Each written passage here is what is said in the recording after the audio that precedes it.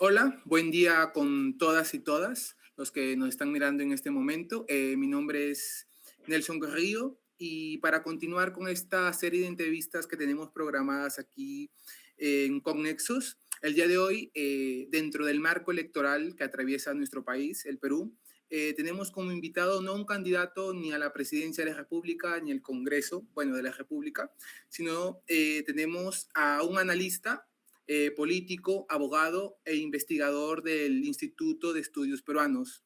Estoy hablando del doctor Paulo Vilca. Saludos, señor Vilca. Bienvenido a Connexos. Muchas gracias por la invitación, Nelson. Un gusto estar con ustedes. Señor Vilca, para empezar, tengo programada en bloques las temáticas que vamos a abordar. Quisiera empezar con lo más coyuntural, lo más cercano a este día, que fue hace poco se censuró al presidente, encargado de la presidencia de la República, el señor José Gerí, quien fue vacado con 75 votos en el Parlamento, censurado, hablando más precisamente. Mi primera pregunta va por esa línea. En relación con información que tengo aquí de encuestas, el 68%, según Ixus, dice que la salida del presidente José Gerí fue motivada más por intereses políticos que porque se vio deteriorada la imagen del presidente debido a todos esos escándalos que lo rodearon. ¿Cuál es su apreciación? ¿Cree que este movimiento, la censura hacia el presidente, fue motivada por intereses políticos o qué hay detrás? Sí, Nelson, a ver, creo que para analizar este tema es importante tener presente dos aspectos. El primero es que nuevamente se pone en evidencia algo que ya ocurre hace algunos años, ¿no? Pero que cada vez, digamos, que ocurre una crisis de este tipo, queda expresado con mayor claridad, y es que en nuestro país la permanencia de los presidentes o de quienes dirigen el Poder Ejecutivo depende enteramente del Congreso de la República, ¿no? O sea, son los intereses, son los actores del Congreso de la República los que determinan la permanencia de un mandatario. En nuestro país, ya desde el año 2016, los ciudadanos elegimos un presidente, pero es el Congreso quien decide si lo mantiene o no lo mantiene, ¿no? Entonces, esa es una primera constatación. Y lo segundo es que las decisiones del Parlamento son siempre políticas. En algunos casos, digamos, con algún fundamento de tipo legal, pero en otros depende básicamente de la coyuntura. Y precisamente creo que en este caso lo que se pone en evidencia es que estamos ya en una campaña electoral, digamos, en realidad faltan menos de 7 semanas o 7 semanas para poder elegir al siguiente presidente de la República, a los siguientes senadores y diputados, y por tanto los actores que se encuentran en el Parlamento y que están compitiendo electoralmente empiezan a tomar sus decisiones teniendo en consideración eso, ¿no? Las oportunidades, la posibilidad de golpear, capitalizar políticamente, pero todo en clave electoral. Entiendo. Ahora, siguiendo esa misma línea, al final creo que podemos llegar a la conclusión en este inicio de la entrevista sobre el interés, ¿no?, de este Congreso, que más del 80% o alrededor del 80% de los congresistas que componen actualmente el Parlamento están buscando la reelección, ¿no? Y de esta manera como que quieren capitalizar esta censura para ganar algunos votos.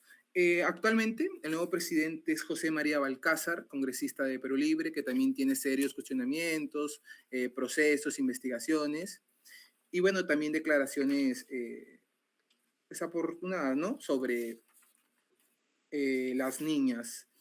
Mi pregunta va en relación ahora con el nuevo presidente, que inicia hace poco Ixos también sacaba una encuesta, un recojo de opinión pública sobre la desaprobación del presidente, que es mayor al 60%.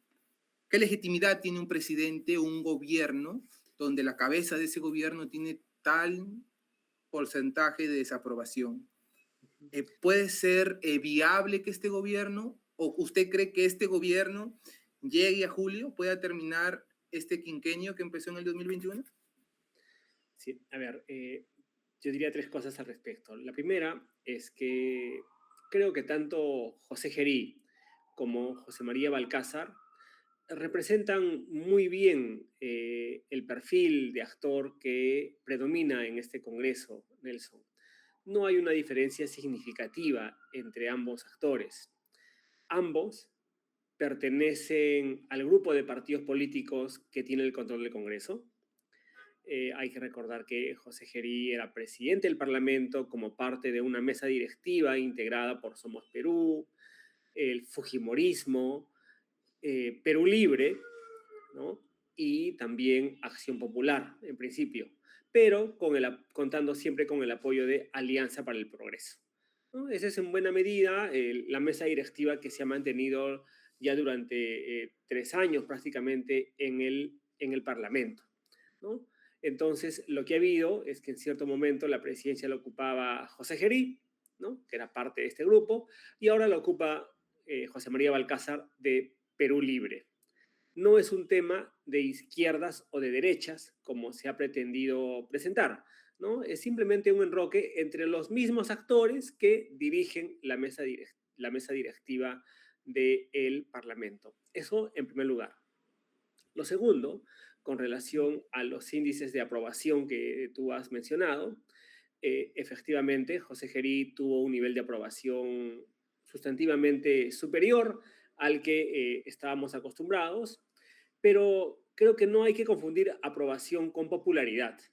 José Gerí nunca fue un presidente popular, a tal punto, Nelson, que luego de su censura no hubo ningún ciudadano en el país que saliera a rechazar esta decisión o que, como ocurrió en otros momentos, ¿no? Por ejemplo, cuando él mismo asumió el cargo, hubieron protestas y no hay que olvidar que una persona fue asesinada por la policía en Lima en medio de la represión, ¿no? Lo mismo ocurrió anteriormente con Pedro Castillo, por ejemplo, o más atrás yéndonos con Manuel Merino. O sea, las caídas de presidentes, cuando se trata de presidentes con algún nivel de popularidad, Nelson, usualmente generan una reacción en la ciudadanía, ¿no? La censura de José Gerí no generó ninguna, por tanto creo que hablar de un presidente popular o que tuviera el apoyo de la gente no se condice con la realidad.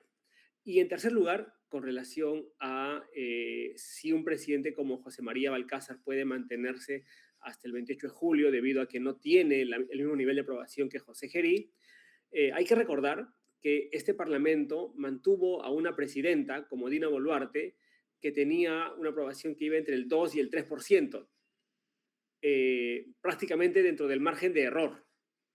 Y eso no impidió a los partidos que controlan el Parlamento, que controlan el Congreso de la República, mantenerla en el poder en tanto fuera útil y pudiera, digamos, permitirles a ellos hacerse con el control del aparato estatal. Entonces, en tanto José María Balcázar siga esa misma lógica, ¿no? Finalmente, él es un congresista, tal como José Gerí, y que además hay que señalar de que como ha trascendido su elección, ¿no? Derrotando en segunda vuelta a María del Carmen Alba, se debió sobre todo al tipo de ofrecimientos que él hizo a sus colegas.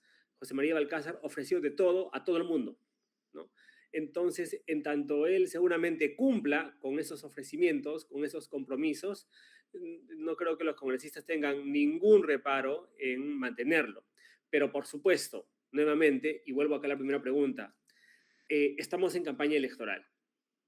Por tanto, si es que en el cálculo de alguno de los actores, esto, digamos, la situación, la permanencia de José María Balcázar, creen que puede ver afectadas sus oportunidades electorales, no tengo duda también de que lo censurarían sin ningún inconveniente. De hecho, con la designación del gabinete presidido por la exministra de Economía de José Gerí, ¿no? Muy cercana a José Salardi, que es el jefe de plan de gobierno de César Acuña, ya ha generado que algunos partidos indiquen que no le van a dar la confianza, ¿no? Entonces, estamos en realidad en un momento de mucho cálculo y oportunismo electoral, Nelson. Sí, donde, bueno, el Congreso cumple un papel muy preponderante. Quiero ir a esa parte. También se nombró hace unos días el nuevo gabinete, que es presidido por Denis Miralles, donde quedó, creo, muy evidente el poder, ¿no? O sea, mucho más evidente el poder que ejerce el Congreso de la República sobre el Ejecutivo. Un día antes o días antes, no recuerdo muy bien, desde Palacio de Gobierno se mencionó que la persona que asumiría la presidencia del Consejo de Ministros iba a ser Hernando de Soto.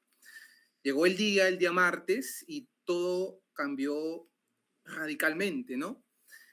¿Qué tanta es la influencia? Porque se habla mucho de César Acuña. Bueno, actualmente la presidenta del Consejo de Ministros es Denise Miralles, pero figuras como César Acuña, Vladimir Cerrón, que es bueno, el líder y fundador del Partido Perú Libre, del cual es congresista y ahora presidente, bueno, José María Balcázar. ¿Qué tan determinante es ese poder de los partidos políticos para de una u otra manera conformar este nuevo gabinete que quiero ir a otra pregunta ahí mismo, que al final no es un gabinete técnico, sino termina siendo el resultado de una repartija política?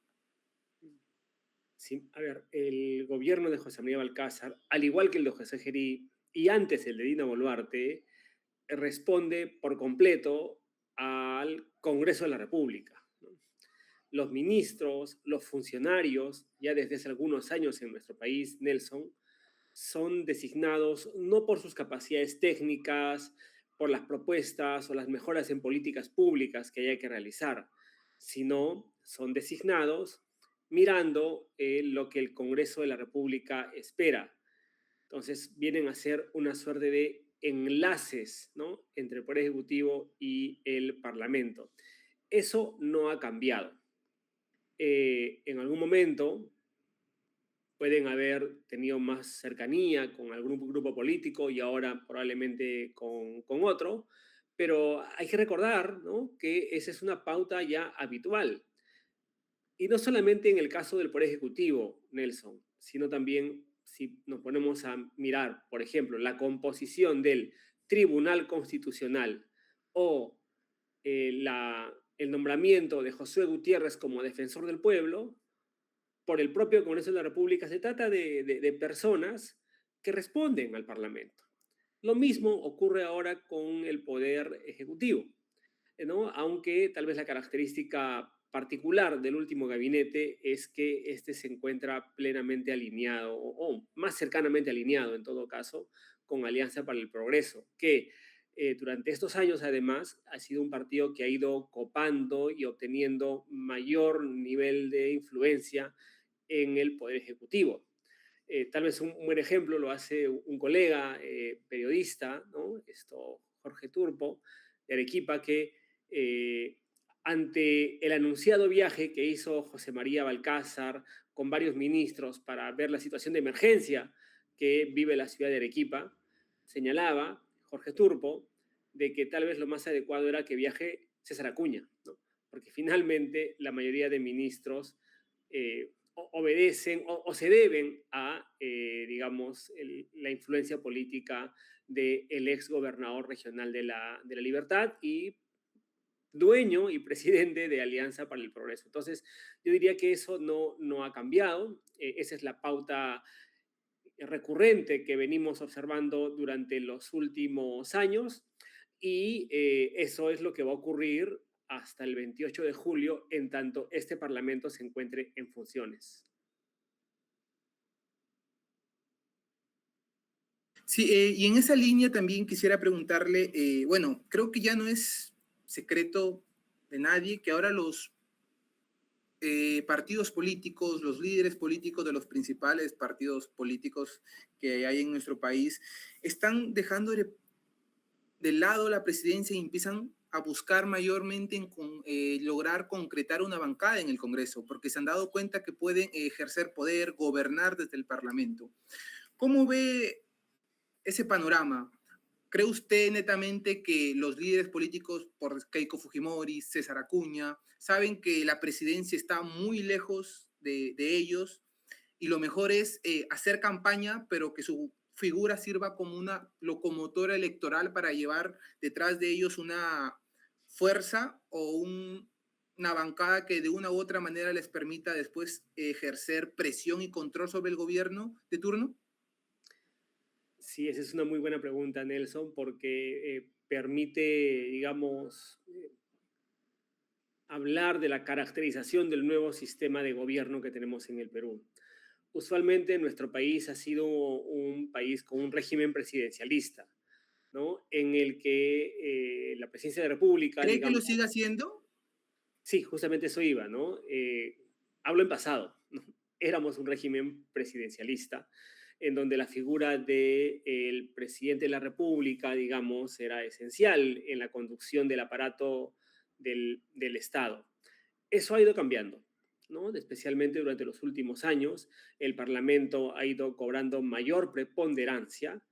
De hecho, ya especialmente con este Parlamento se naturalizó por completo lo que era la relación o el equilibrio de poderes, ¿no? Es decir, los mecanismos que tenía tanto el Poder Ejecutivo como el Parlamento para buscar equilibrar la cancha en una crisis política, digamos, ha estado claramente desbalanceada ahora a nivel del Parlamento, pero además, con el retorno del bicameralismo, y con esto, digamos, concluyo la idea, y la instauración de un Senado todopoderoso, claramente estamos ante un nuevo tipo de sistema, un nuevo tipo de régimen. Ya no estamos ante el presidencialismo, estamos ante un parlamentarismo, digamos, una suerte de híbrido, porque es cierto que, como señalaba al inicio, los peruanos todavía podemos elegir directamente al presidente de la República, pero la permanencia de la presidencia de la República no depende del voto ciudadano, depende de la voluntad y la decisión política del Senado y del Congreso en general.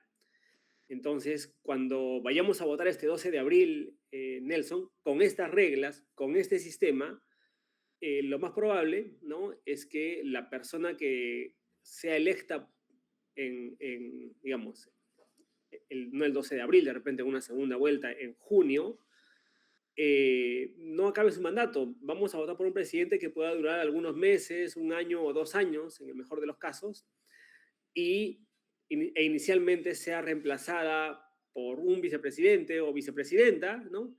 Pero al final acabe el poder nuevamente como ahora en manos de un parlamentario, ¿no? Entonces, todo eso, digamos, muestra con claridad que es el Parlamento el que tiene el poder y ese es el nuevo régimen que existe en nuestro país. ¿Qué tan importante va a ser que, bueno, el nuevo o nueva presidente o presidenta que sea elegida, bueno, la primera vuelta es el 12 de abril, en la segunda vuelta, tenga mayoría en el Congreso o tenga una bancada que le permita de una u otra manera llevar a cabo algunas de las propuestas que bueno, ha expuesto en campaña? Quiero ir a eso porque, bueno, ya estamos, como usted mencionaba al inicio de la entrevista, a semanas del proceso electoral de la primera vuelta y vemos un panorama muy fragmentado, ¿no? Pero hay algo, es una pregunta que quería para ir finalizando, bueno, la quería llevar al final de la entrevista, pero se la planteo ahora.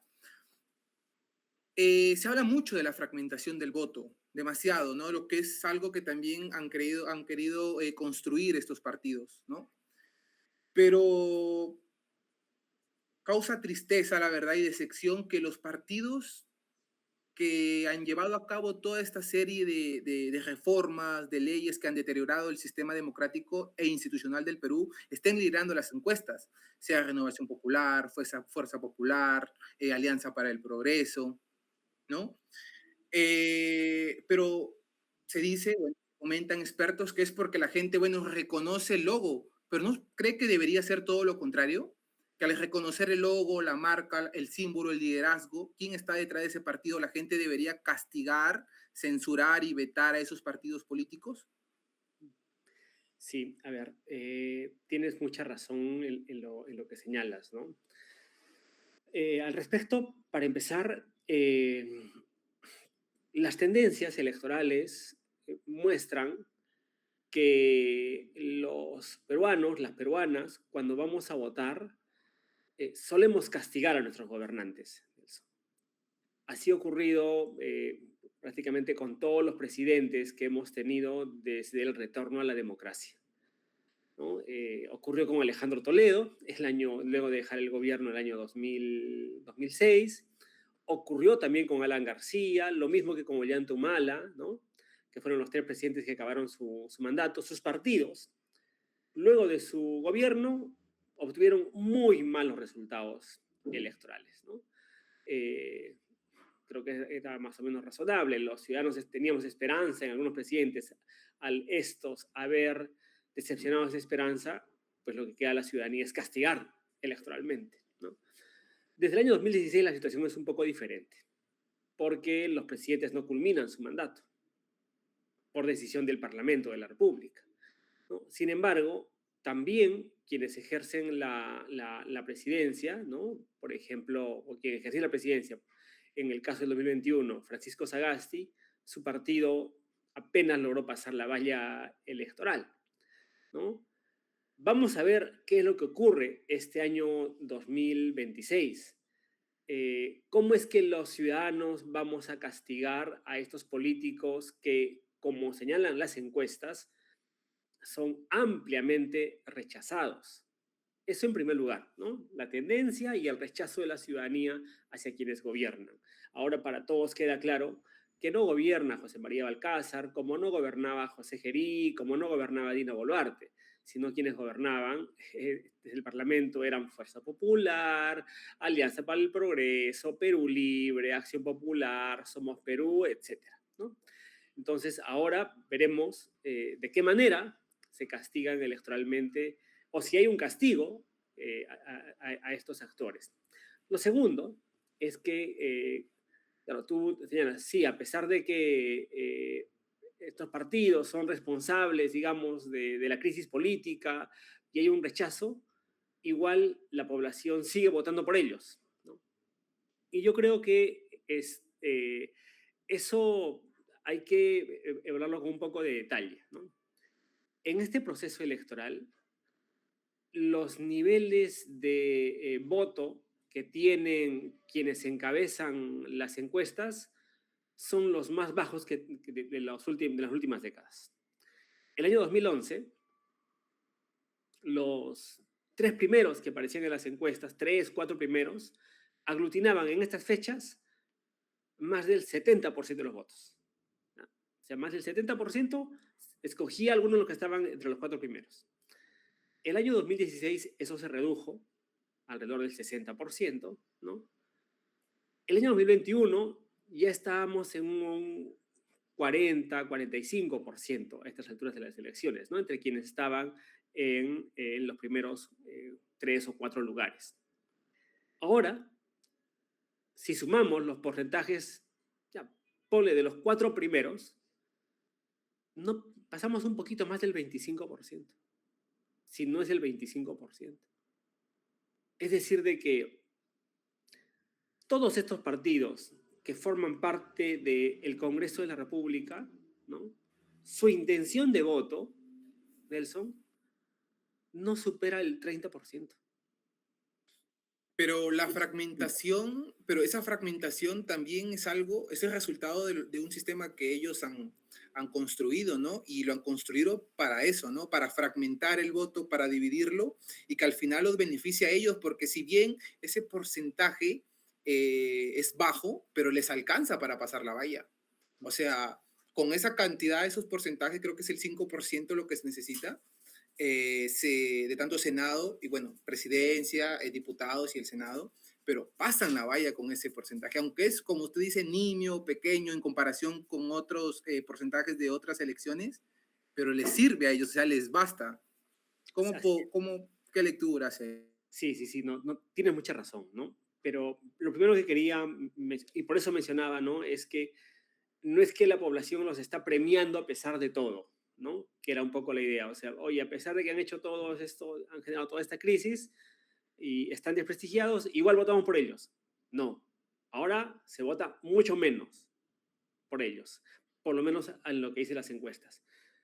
Lo segundo es que tú tienes mucha razón, ¿no? En un escenario de tanta fragmentación política, tener esos porcentajes tan pequeños no castiga tanto, ¿no? Y es más, puede acabar beneficiándolos, porque a pesar de tener un 9% de votación, por ejemplo, ¿no? Si es que no son muchos los partidos que pasan la valla, pueden acabar dominando el Parlamento, pese a tener un porcentaje mínimo de votación de la población. Ese es un escenario, ¿no?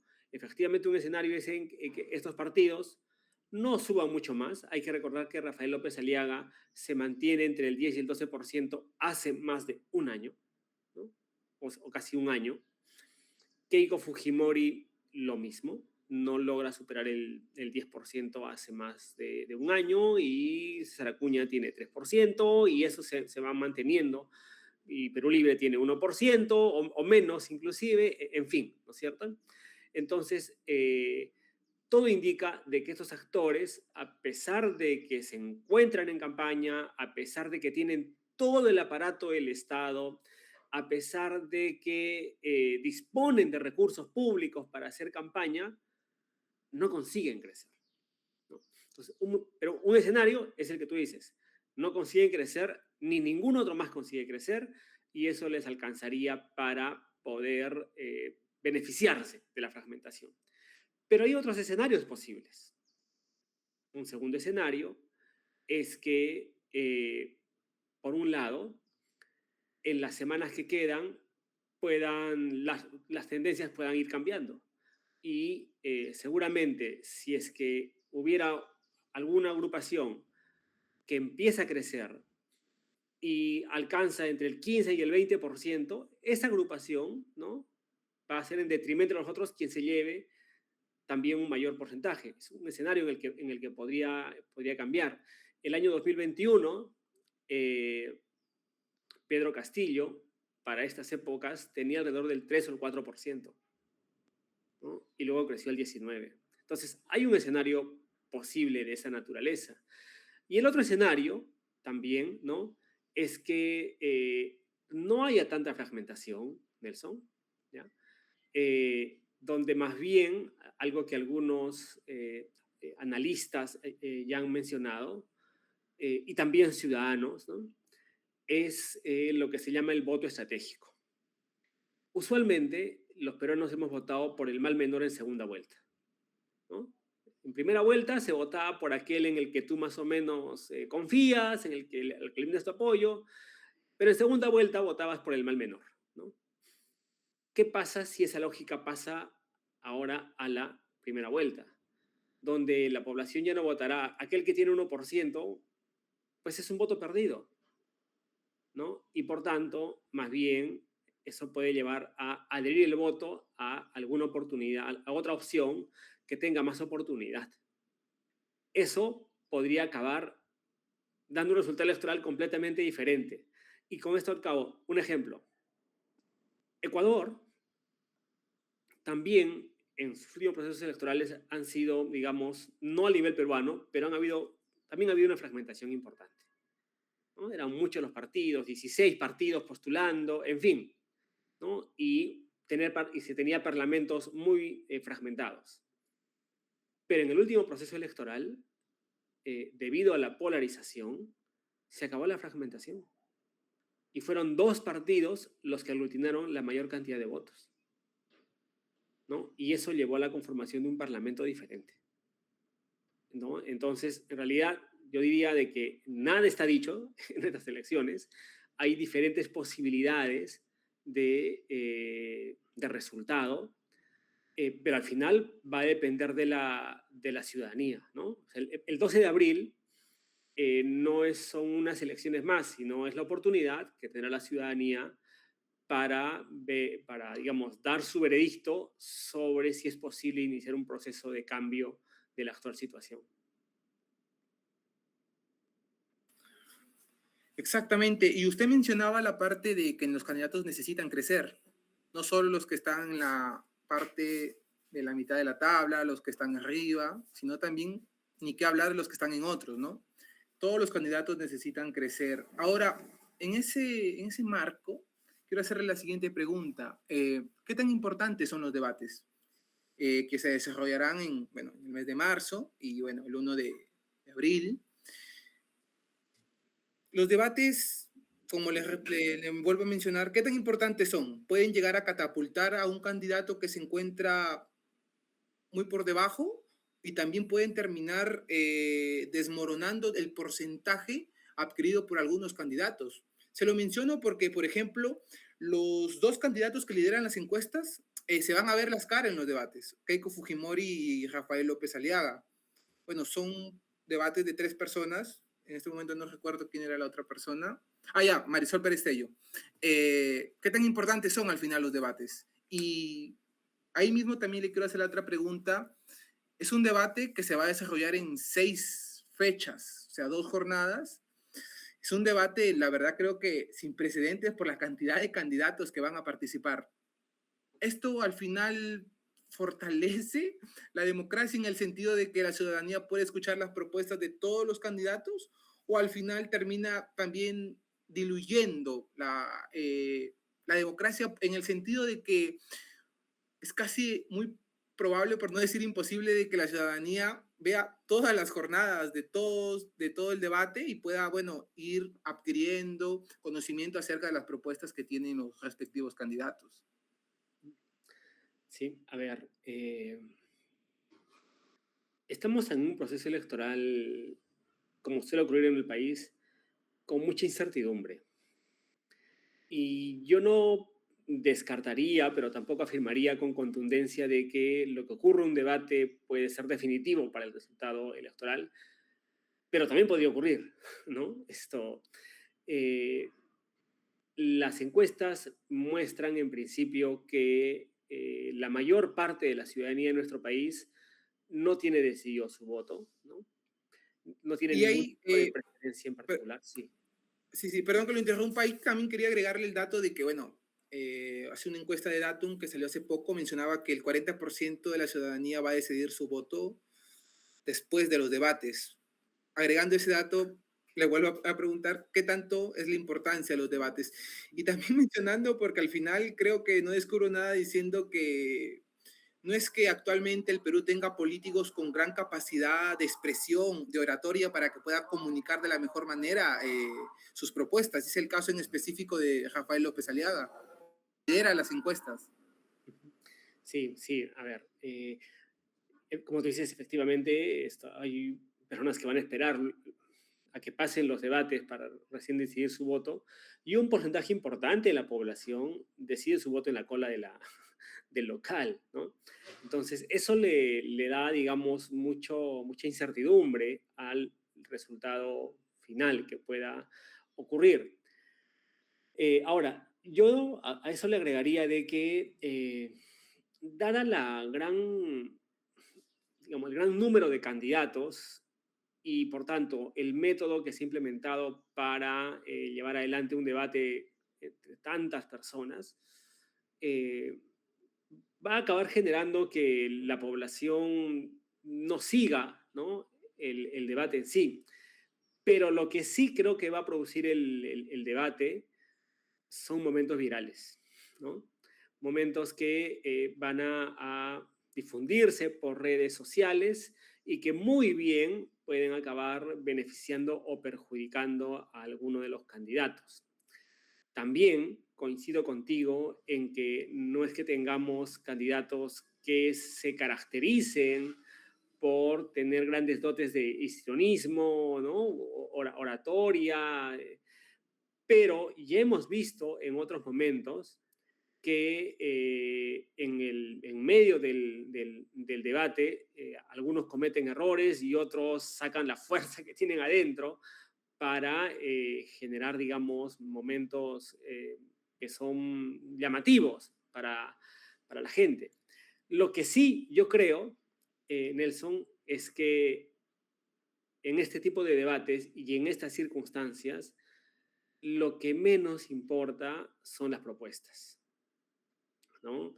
Es decir, estas ideas de qué tipo de gobierno necesitamos, qué hay que hacer en educación, en salud. Me temo que esos temas no van a generar demasiado interés en la ciudadanía, sino sobre todo va a generar un interés y es viralizable momentos de confrontación. Hay que recordar años pasados, Fernando Olivera, ¿no? Frente a Alan García, ahora Jorge Nieto y Mesías Guevara frente a Keiko Fujimori, en fin, quienes estén al frente de alguno de los candidatos que tiene mayor votación van a tener tal vez su única y última oportunidad para poder destacar.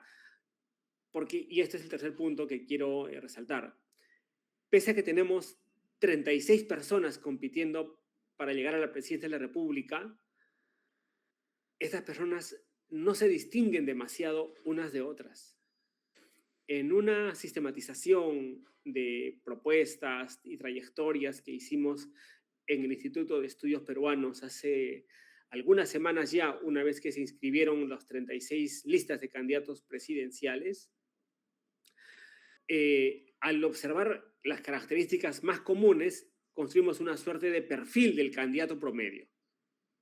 Y el candidato promedio es un varón, ¿no? Para empezar, la gran mayoría son hombres, un varón mayor de 60 años, limeño, tirado a la derecha, que es anticongreso, antifujimorista, anti-Dina Boluarte y además promueve políticas de mano dura. Entonces, hay 36, pero no hay demasiada diversidad. Casi todos acaban repitiendo lo mismo. De los 36, 33, 34 quieren ser Nayib Bukele, ¿no? Entonces, si todos acaban siendo y diciendo lo mismo, no van a generar mayor adhesión, ¿no? Todos Pero el mismo discurso. es que es interesante lo que menciona porque hay una parte donde usted dice que no importan las propuestas, o sea, la gente está en que solamente le solucionen problemas básicos, que la atiendan necesidades básicas y con eso basta, ¿no? Ya después esto de la democracia, las instituciones, con eso ellos no tienen conocimiento de eso y la importancia, pero explica el poco valor de las propuestas en el marco electoral que una persona, es que la verdad es que es sorprendente, como López Aliaga, que dice cosas a veces sin sentido, lidere las encuestas dentro de ese panorama que usted expone. ¿Es razonable? O sea, ¿se explica eso? A ver, yo creo que en general los ciudadanos peruanos estamos interesados en que el Estado funcione mejor. Todos sabemos que necesitamos mejor educación, necesitamos acceso a servicios públicos, un mejor transporte público, vivir en paz y con seguridad. Eso los peruanos lo tenemos claro, los peruanos y las peruanas lo tenemos claro. El tema es que las características de esta campaña electoral hace que no sean temas tan relevantes. En otros procesos electorales se discutía, por ejemplo, el tema del modelo económico, se discutía si las empresas mineras debían pagar o no más impuestos. En el Perú hemos sido el año 2018 un referéndum para saber si queremos o no cambiar nuestro régimen parlamentario, cómo modificamos nuestro sistema de justicia. Esos eran temas claves, ¿no? Relevantes. Ahora, la discusión principal, digamos, ha llegado, tiene unas características diferentes a esa. Estamos hablando de si este político es más conservador o no, si es de derecha o es un caviar, ¿no? Estamos yendo a una campaña de adjetivos. Hay candidatos que dicen, yo soy la última muralla contra el comunismo, ¿no? En nuestro país, como si hubiera partidos, digamos, comunistas que van a copar, digamos, el Estado el Estado peruano. Entonces, tiene otras características y creo que ninguno de los candidatos y candidatas que tenemos actualmente eh, ha logrado marcar una pauta diferente en la campaña. Los candidatos de izquierda y derecha promueven más cárceles. O sea, la diferencia es cuántas cárceles y dónde las van a construir, nada más. En el tema de seguridad ciudadana no hay una diferencia significativa en El relación ruido que hacen, ¿no? Con las propuestas. al ruido que hacen. Y lo otro es que también, digamos, tiene un impacto, creo, en la ciudadanía el hecho de que haya 36 candidaturas. Hace que la oferta sea tan, digamos, hay demasiado, ¿no? Y hace que la gente se haya, digamos, no le preste mayor atención. Y finalmente, creo que no hay que dejar de tener presente lo que ha ocurrido en los últimos años, ¿no? Existe un rechazo grande de la población hacia la clase política por razones plenamente justificadas. Entonces, me temo que todas esas variables, todos esos factores acaban generando una campaña como la que tenemos en este momento. Uh-huh. Usted es investigador, como lo mencionaba al inicio del Instituto de Estudios Peruanos, y quisiera hacerle la siguiente pregunta. Hay diferentes encuestadoras, ¿no? Que hacen diferentes estudios en un determinado tiempo, ¿no? Y espacio. ¿Qué tan confiables son las encuestas, al fin y al cabo? ¿Qué tanto impacta esa fotografía, esa imagen de los porcentajes de los candidatos en la decisión final del ciudadano, ciudadana, peruano, peruana, al momento de votar? Y se lo pregunto porque es muy llamativo que en los últimos, bueno, casi siempre en los primeros estudios que se realizan, los candidatos que lideran las encuestas sean candidatos de derecha. ¿Hay algo ahí que se pueda, no lo sé, mirar más severamente? ¿Hay algún tipo de sesgo, la metodología que aplican las encuestadoras? O también, les digo yo, como una posible respuesta a un análisis que he hecho yo, o se debe a que López Aliaga viene de ser alcalde de Lima y como que ha utilizado esa gestión para hacer campaña, y también Keiko Fujimori, bueno, que al final, después vamos a hablar del antivoto, pero que tiene un núcleo duro de votos que lo mantiene a pesar de que se ha reducido en los últimos años. ¿Qué tanto impacta la figura de las encuestas en la decisión del voto ciudadano?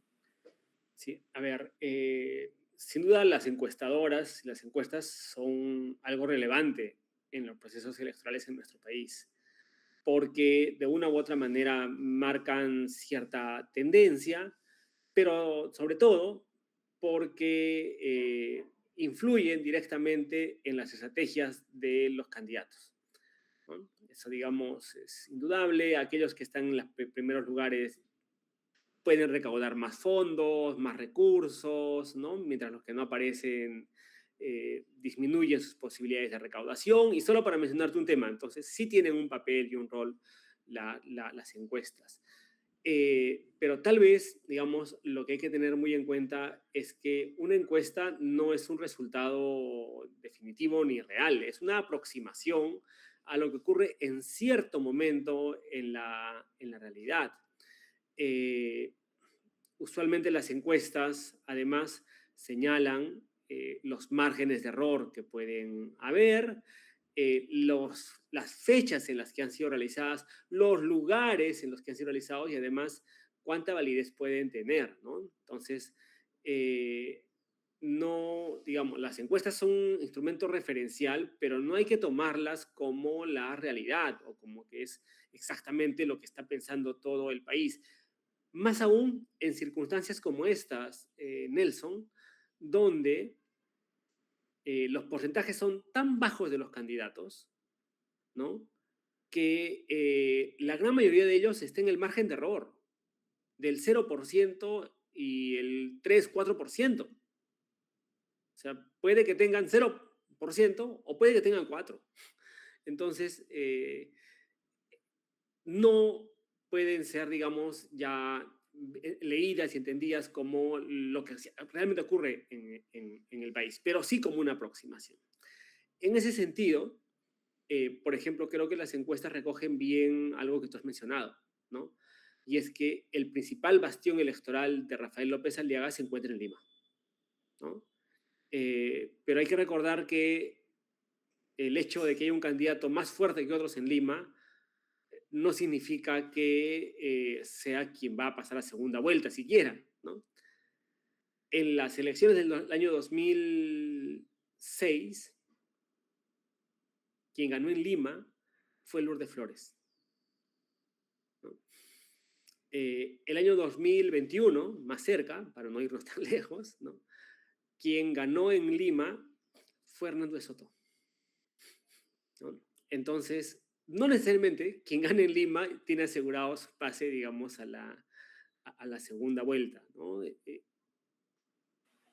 Segundo punto. Y tercer Ujú. punto, también una tendencia recurrente en nuestro país es que quienes encuentran en los primeros lugares usualmente caen mientras más se acerca el proceso electoral. Eso ocurría, por supuesto, con muchos meses antes, ¿no? En otros procesos. Durante buena parte de la campaña electoral del año 2021, quien estaba en primer lugar era George Forsyth, ¿no? Y al final esto apenas logró pasar, bueno, ni siquiera pasó la valla, el partido de George Forsyth, ¿no? Entonces, pero en las encuestas aparecía como primero hasta noviembre, diciembre del año 2020, ¿no? Entonces, hay que ver las encuestas, ¿sí? Pero no como una imagen definitiva. Y la fortaleza de López Aliaga, que esté en Lima, no significa que, primero, la pueda mantener o la vaya a mantener, y tampoco significa que sea suficiente para pasar a una segunda vuelta, ¿no? Las elecciones Ah, no están escritas, no es que ya funcionó, ya tenemos claro todo, no, y ya menos está. un proceso como este, así es.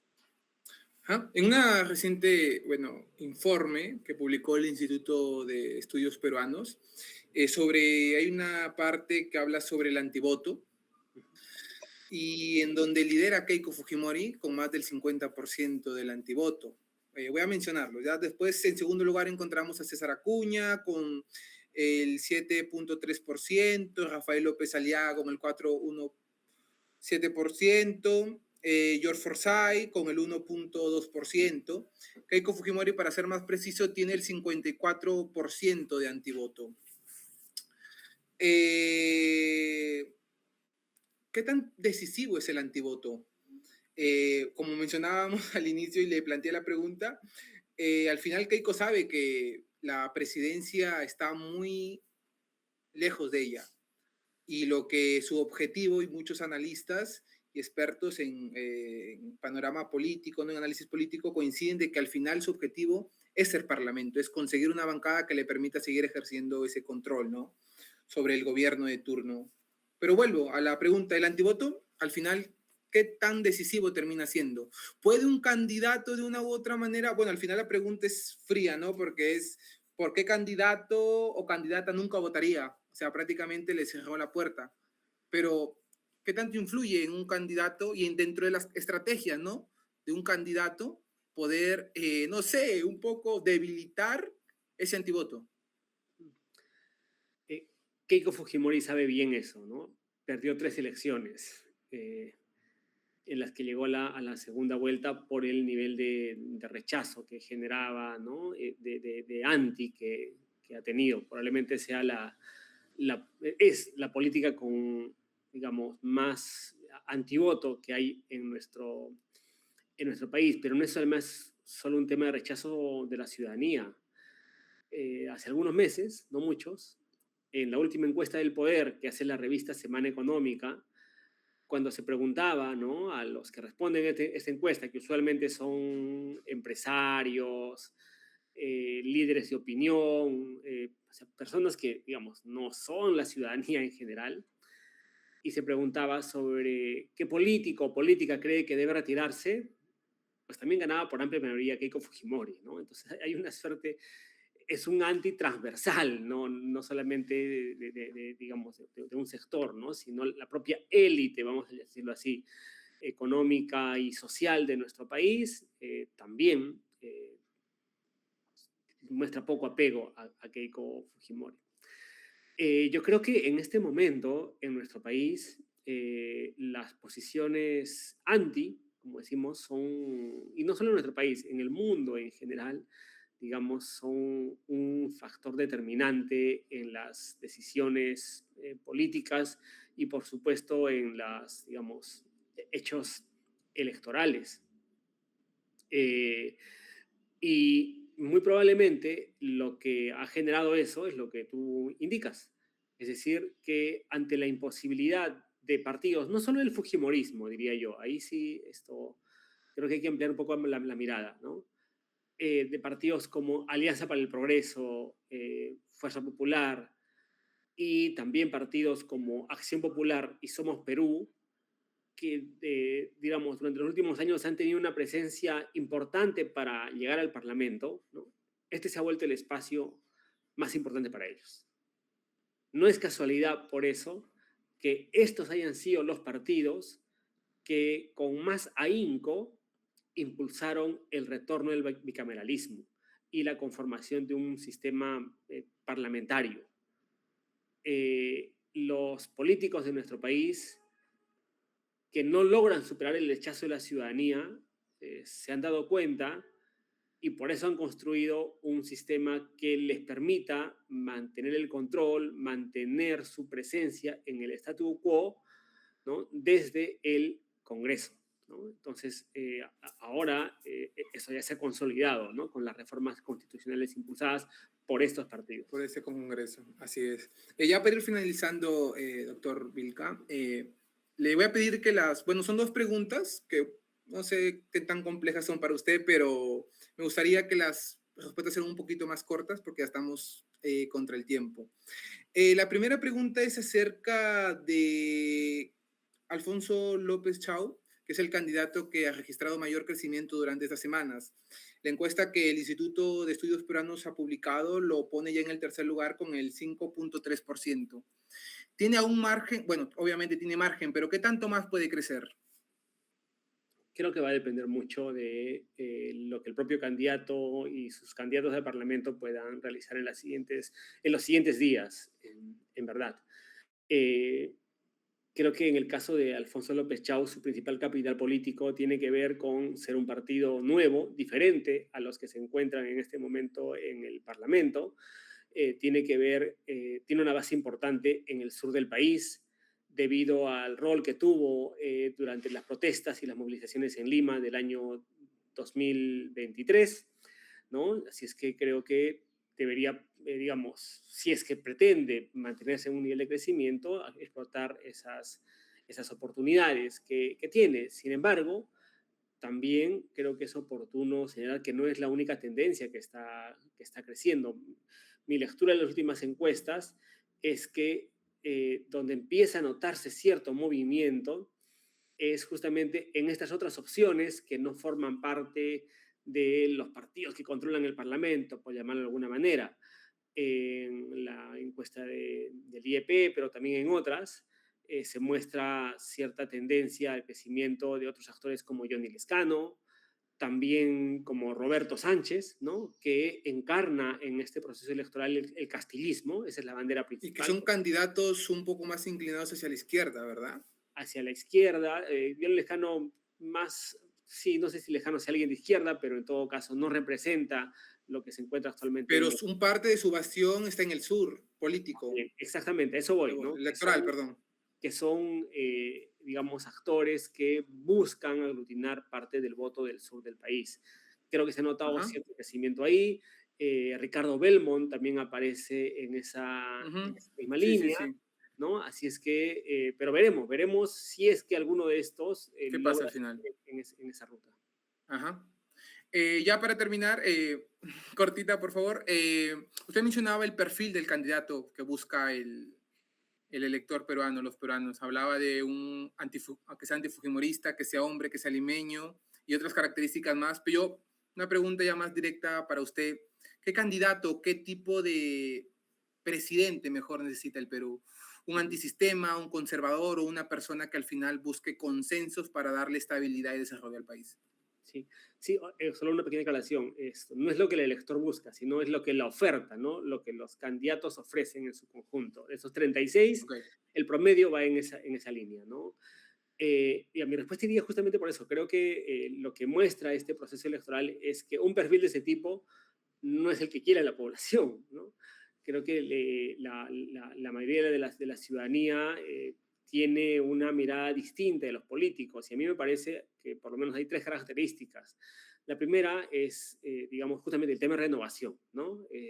Si hay un rechazo tan grande a la actual clase política, pues creo que la gente quiere un candidato nuevo, una figura ¿No? política diferente, si no nueva, diferente a quienes están actualmente en el poder. A los que están en el Lo poder. segundo es que creo que es esencial que esta figura no solamente se quede en la novedad, digamos, formal, sino que efectivamente pueda plantear una alternativa diferente a quienes actualmente se encuentran en el poder. Ok. Y lo otro, creo que es esencial, digamos, analizar el componente democrático de quienes se De las, presentan como candidatos, ¿no? Yo diría eso, ¿no? Esto, algo nuevo, algo que sea diferente, no solo nuevo, sino diferente y que tenga un componente diferente. democrático. Ujú. Muchísimas gracias, señor Es- Paulo. Vilca, por haber estado aquí en esta, bueno, como mencionaba al inicio, serie de entrevistas que tenemos programadas durante lo que es el marco del proceso electoral en el Perú. Gracias por estar aquí y antes de que se vaya, quería hacer una aclaración. Al inicio mencionaba una cifra sobre una encuesta de Ixus sobre cuál fue el principal incentivo para que el Congreso vacar perdón, censurada a José Gerí. Yo mencionaba el 68%, al final es el 65% que cree que fue por intereses políticos. Eso es todo. Gracias y que tenga buen día y gracias por haber estado aquí. Muy amable. A ustedes por la invitación, que les vaya muy bien. Gracias.